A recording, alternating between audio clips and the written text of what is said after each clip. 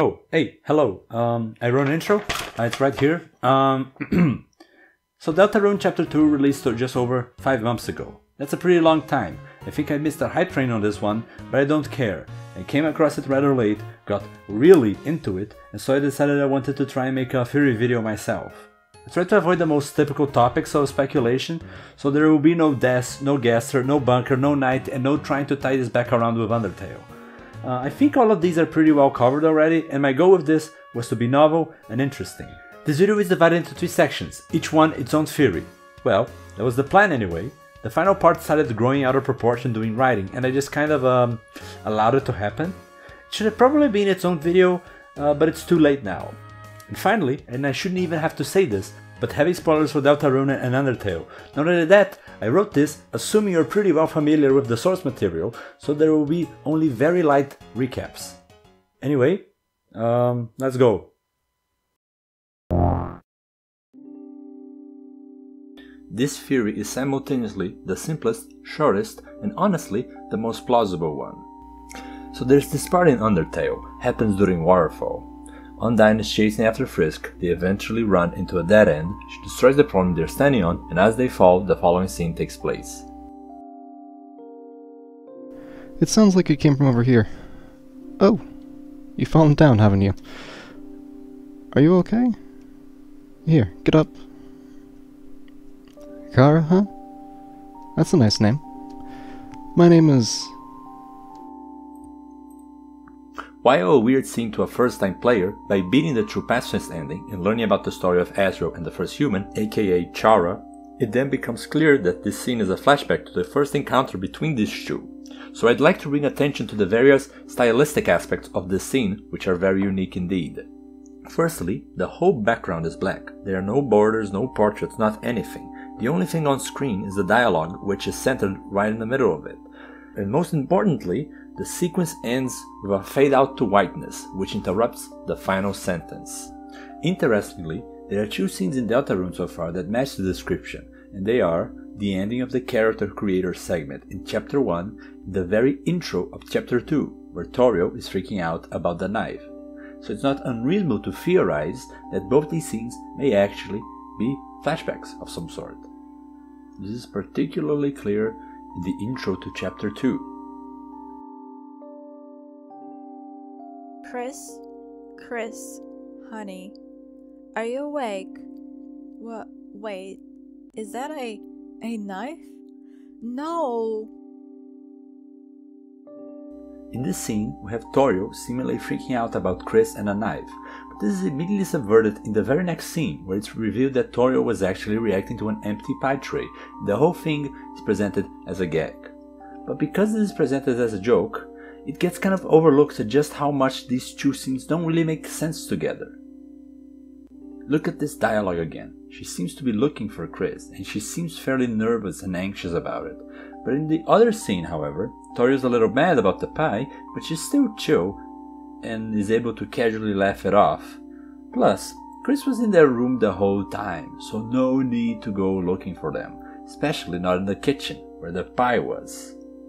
But more than that, Toriel's reaction to the knife simply doesn't make sense. She screams "no" dramatically, but this is not a normal reaction to seeing a knife on an empty plate. Plus, if the problem was that Chris ate all the pie, the knife shouldn't even really matter this much. If anything, it's preferable that they use the knife and didn't just eat the whole thing barehanded or something.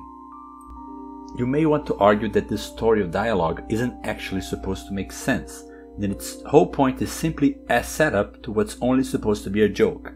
And while I do agree that the standard reading of this scene is that it's simply just a joke, Toby sometimes likes to present pieces of story and lore in what are seemingly just jokes. Like how in Undertale, Sand is presented as being able to teleport from very early on, but it always gets played for laughs. Turns out though, this is actually a fairly important part of his lore. So for all these reasons, I think both these scenes make more sense if we assume that they are non-sequential to each other, and that the Toriel knife freakout is actually a flashback. This means that, at some point in the past, a nervous Toriel ran across Chris doing something mischievous with a knife in the middle of the night. Now, what were they doing? When did this happen, and what could this mean? It's impossible to say for sure, there's simply not enough information, but hopefully this is still interesting. The one other scene that fits the flashback aesthetic is the ending of the character creator segment, meaning that it could also be a flashback. This one has the additional similarity with the flashback in Undertale that they both end with a very similar final sentence. Your name is, my name is. Sadly, even if we were to assume that this scene is a flashback, that's not really that insightful. There's not enough information on it yet, so there's no way to make sense of it. The only interesting thing one could gather from assuming this is a flashback is that, in a way, it's confirmation that this whole sequence takes place in-universe, and it's not just a non-canon game mechanic like menus or language selection. So that's about it for this first theory. I'm actually fairly confident about this one, but as always, only time will tell. Hopefully, Chapter 3 maintains the tradition and also starts with a white fade-out scene. That just might be the key to all of this. But anyway, moving on now.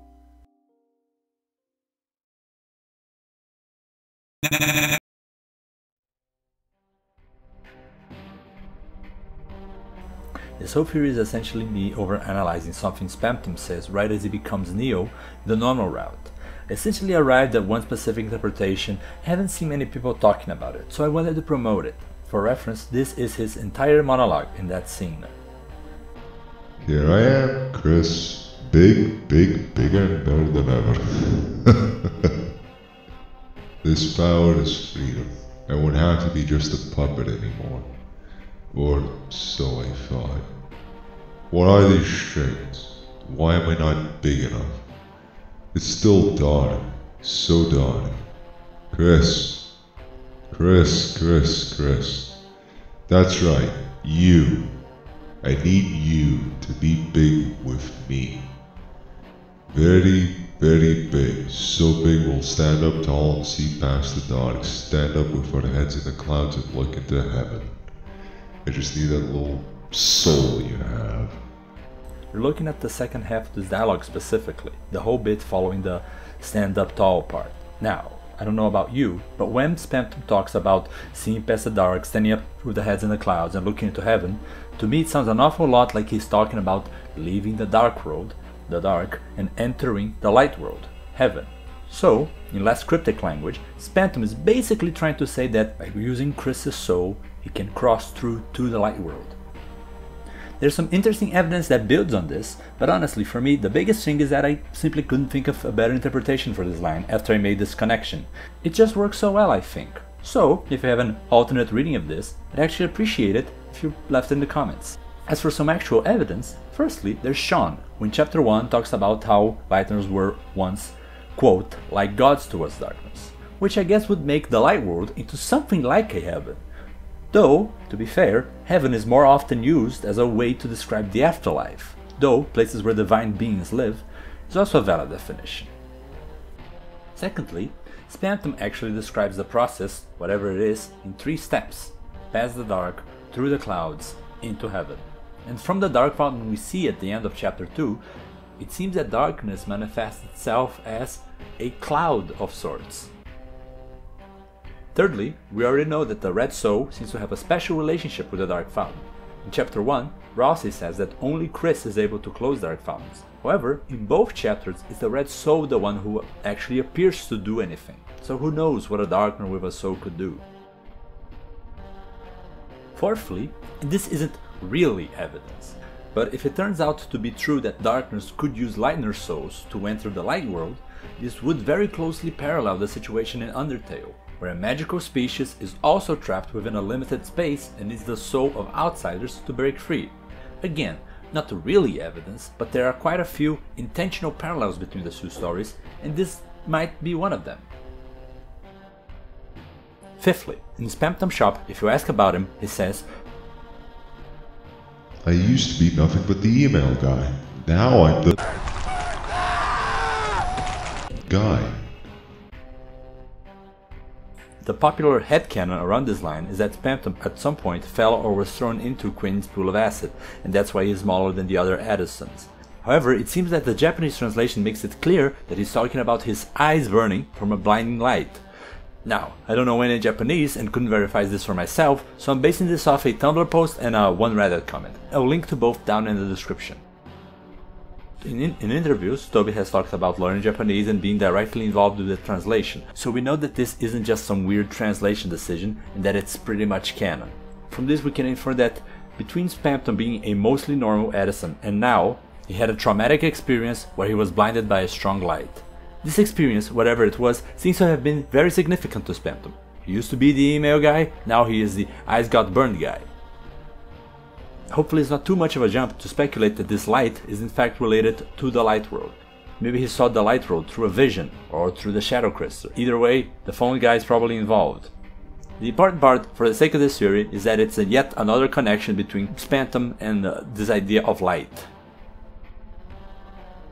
And finally, Susie seems to be very invested in the possibility of darkness being able to enter the light world.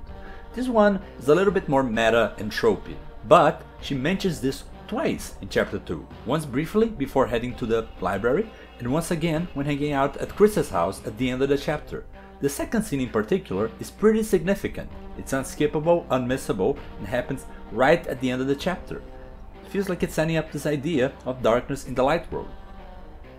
As such, I'm fairly confident that this question, can darkness ever come over to the light world, will be directly addressed and actually be fairly important. And it genuinely could go either way. From what we've seen so far, it seems like a no. After all, Lancer and Ruse turn into cards when leaving the closet. But I don't think that's definitive, exactly because Susie mentions the possibility again in the end of the chapter. I would guess that it's going to be a version of yes, but something bad. Something like, yes, but they would very quickly perish, yes, but it's a sign that the roaring is very near, or, if our reading of that Spamton line is correct, yes, but they would need a lighter/human soul to do it. That's about it for evidence. Again, most of this isn't actually hard evidence. It's mostly like interesting connections and playing with tropes. But so is like 99% of game theories. There is actually just one more thing I want to go over, and this is going to be a bit more speculative. In this theory, we essentially assume that heaven equals the light world. But heaven is mentioned one other time in game, during the prophecy. 3 heroes appeared at World's Edge to banish the angels' heaven. So assuming that both Prophecy Heaven and Spamton Heaven are referring to the same thing, and we take this line of thinking to its logical extreme, then the implication is that, by the end of the prophecy, we'll have the Fun Gang banishing a light world, whatever that means. It makes it sound like we're going to have to close a light fountain in chapter 7, either the one for Hometown, or maybe a second light world was somehow created. Interestingly though, the image that is used for the prophecy when talking about banishing angels' heaven depicts some sort of magical pillar, but looking at Chris and Rousey, they seem to be casting shadows, so whatever this is emitting light. Could this be a light fountain? I mean, it's possible, and it'd be interesting, but this is so out there, I have very low confidence that this could be true. It doesn't even make that much sense even. Like, if the whole deal with maintaining the balance of light and dark is that there's an excess of dark fountains, why would we ever need to close a light fountain then? If anything, this conclusion edges on being a counter-argument to this whole theory. But I digress. Anyway, actually moving on now.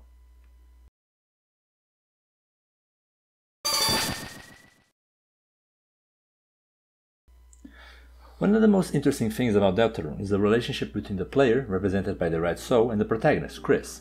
I'm excited to see how this theme is developed throughout the story. In this final section, however, I'd like to consider the relationship between the player and the other party members. That's right, it's a 3-for-1 special, one theory/observation for each of the party members. Firstly, let us consider Noelle during the Snowgrave route, who has the most obvious special relationship to the Soul.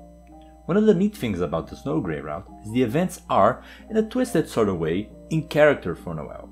Like, she's confused and fearful from suddenly being transported to a strange new world, is established as being too unassertive and agreeable to a fault at times, and she can sometimes be over-trusting, especially of Chris, with whom she shares a special childhood connection with. All of this makes her especially vulnerable to the manipulation and abuse of the Snowgrave route. There is no need to conjure up some dark mysterious force or some long-dead evil child to explain away Noelle's behavior here. It's all justifiable by existing character dynamics. I will still, however, argue there is a mysterious paranormal force at play here, the so-called Other Voice. This Other Voice is mentioned a few times during the Snowgrave route, once if Chris gets downed in the second Burly fight, where we get this interaction. Noel, look! Chris is down! Now's your chance to come back over here! Noel? I can still hear their voice. And once again, during that hospital visit, post-Snowgrave. Even so, it was so real. I can't get it out of my mind. That voice telling me what to do. A voice unlike Chris's. A terrifying voice. I think it's pretty obvious that these are referring to the player's soul, but it's noteworthy that apparently the soul manifests itself as a distinct voice that is able to persist without Chris for Noel. This might not be unique for Noel, seeing as all party members obey the player's commands even as they are the last ones standing, but with regards to that, I'd like to point to the ending of the Snowgrave Spamton Neo fight. When calling for Susie or Rousey, the text reads, "Chris called for help, but nobody came." But when calling for Noel, it reads, "You whispered Noel's name," and this actually causes her to show up and assist. A bit tangential, but I think it's important to note that every other time the narration uses "you," it's talking about Chris. Considering that Spamton reacts to this act with a unique dialogue, we can assume that whisper for Noel's name is something Chris actually did themselves. As to why there is a distinction between Chris calls for help and you whisper Noel's name, the most interesting explanation I've seen is that calling for Susie and Rousey is something Chris did more or less out of their own free will, or it's something they would have done regardless of the soul's input, while the whisper is something Chris did reluctantly because they are being controlled by the soul, who is speaking through Chris. Anyway, the fact that a mere whisper seems to be able to summon Noel, who's pretty far away, while desperate screams for help are unable to reach Susie or Rousey, is certainly weird. It seems to suggest that Noel and the soul might have a telepathic connection of some kind. With this in mind, one interesting question to consider is if this connection, whatever it is, was created exclusively over the course of the Snowgrave route, or was it always there and it just never came up in the normal route. One thing is clear, however, other characters by contrast don't seem to be nearly as susceptible to the influence of the soul as Noel. Susie especially. If anything, it seems like Susie is maybe a little bit too resistant to the soul, to the point that she's often the main counter to it. This is a little out there, but hear me out. Think of all the times in the story where the player is given a choice, but it either doesn't matter or is ignored. This is maybe not an exhaustive list of all the times this happens, so if I missed something, feel free to point it out. 1. The vessel gets discarded. No one is quite sure who this character might be, though I've seen it being theorized that it's Kara, mystery character. 2. Choice of classmate. No choice here, Alphys just assigns you to Susie. 3. Susie asks you to do all the schoolwork, you momentarily get a yes or no prompt, but it's interrupted, ignored by Susie. 4. Susie is simply not controllable in the initial battles. 5. Susie just straight up ignores the Flatter Act in the C-round fight. 6. Susie and Lancer prompt you to build a trash machine, but no matter what you do here, it gets destroyed. 7. Before the second fight with Lancer, Susie actually asks you if you agree to it, but interrupts you from answering. 8. Rousey asks you if you're worried about Susie, but regardless of your response, you check in on her.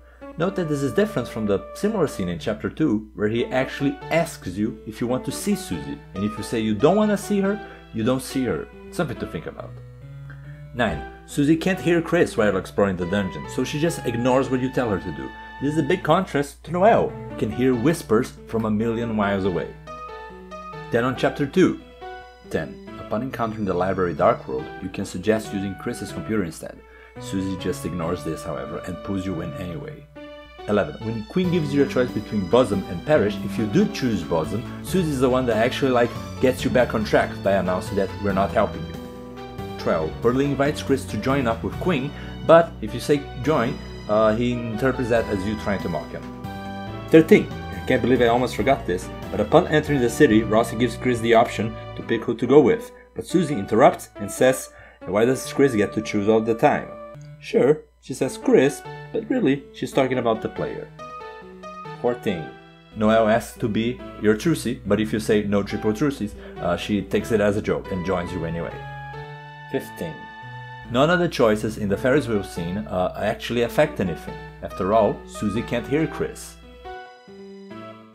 A lot of these are either caused by Susie directly or are related to her in some way, like way too many of them, certainly more than half, almost 2/3. And maybe I'm reading too deeply into this. After all, she's one of the main characters, if not arguably the main character, and she has a very independent, confrontational, and assertive personality. So of course, she would naturally butt heads with anyone trying to tell her what to do, which, as a video game character, it's going to be the player. That's the simple explanation. Plus, seemingly, everyone is able to ignore the player at least once, even Noelle.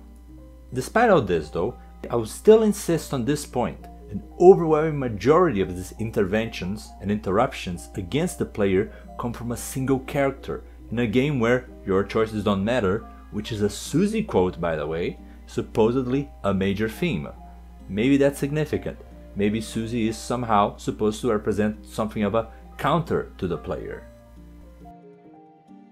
And if Susie is supposed to represent some sort of anti-player force within the narrative, then is Rousey somehow pro-player? Like, hear me out. His main motivation, by far, is fulfilling the prophecy.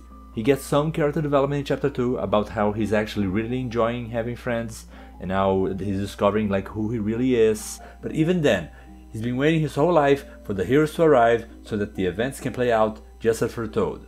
Plus, with the end of the world on the line, the stakes are pretty high.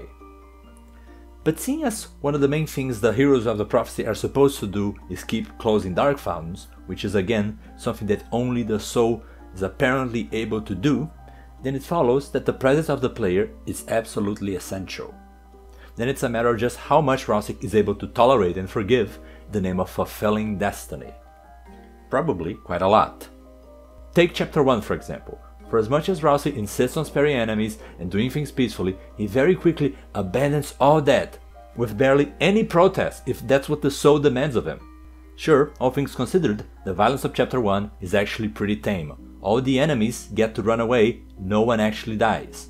But what about Snowgrave, where multiple people, including a Lightner child, die? Would that be enough of a deal breaker for Rousey?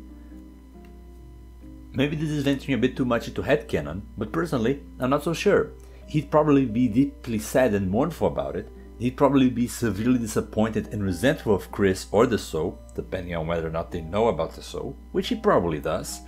But he would ultimately still be willing to help Chris, even if it is with extreme reluctancy out of a sense of duty to the prophecy.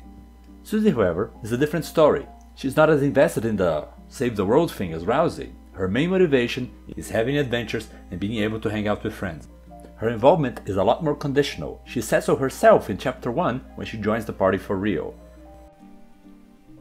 If you tell me what to do, I'll listen to you. But, you know, don't tell me anything stupid or I'll go back to smashing heads, alright?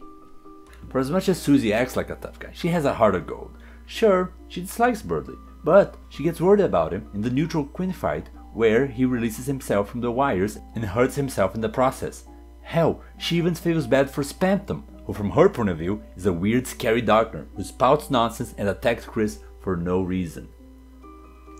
So for sure, if Susie learned about Snowgrave, that'd be a deal breaker for her. She'd likely no longer want to be friends with Chris. Even in the best case scenario, where she also learns that Chris lacks free will and is being controlled by the soul, she'd start to actively oppose the soul and try to find a way to save Chris somehow. Either way, she'd likely no longer be willing to play a part in the prophecy. But maybe you think Susie no longer being a party member is too big of a divergence for it not to break the one ending rule. But look, I'ma be honest, the whole one ending thing, I basically don't believe that at all. Like, just look at how the Steam page is worded. Devilishly difficult hidden bosses. And only one ending?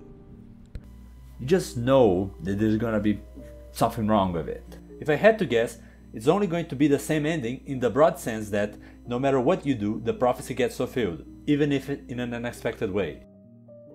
Having said that, and assuming the future steps will also include alternate weird routes, if we keep going down this path of violence, it is likely that our crimes will eventually be uncovered. The death of Berdly is hardly a perfect crime. No way we can keep getting away with stuff like this. And if that was to become public, Susie would likely leave the party and start antagonizing us, which could lead to a very climatic, Snowgrave-esque final confrontation. Rossi, however, would stick around, because as long as Chris is the only human around, that's the only way the prophecy can be fulfilled. Of course, the vessel might play a role in all of this, seeing as they are potentially another human, but let's not get into this right now. But Susie not being cooperative doesn't necessarily mean that the prophecy is doomed to fail. For as much as the picture in the slideshow is very clearly Susie, the description of this party member simply reads a monster. And guess what? There's a ton of those around. The whole town is full of monsters, meaning that if Susie doesn't want to play hero anymore, maybe, possibly, someone else could. Someone like, oh, I don't know, Noelle? Okay, maybe I went a bit too far with the plot speculation stuff there in the end. I know a lot of people don't like this kind of theory. You know, fair enough. They often age pretty poorly, and so you shouldn't really get invested into anything too specific. And I myself am not too attached to the idea that Noelle or anyone else will eventually replace Susie. It was mostly just a way to make this video, yeah, you know, more dramatic.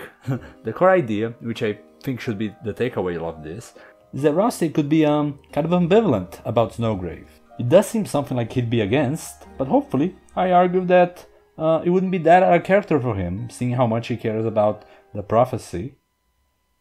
But that's about it though. This video is basically over now. You may leave. Turns out, making one of these is a lot harder than it seems. Just a recap to finish things off though.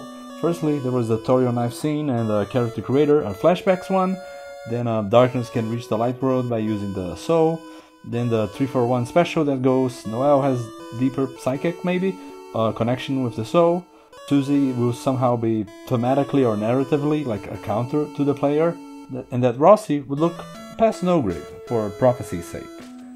If I had to rank them according to which I think is the most likely, I think I'd go flashbacks, then Susie, then Rousey, then Lightworld, and Noelle.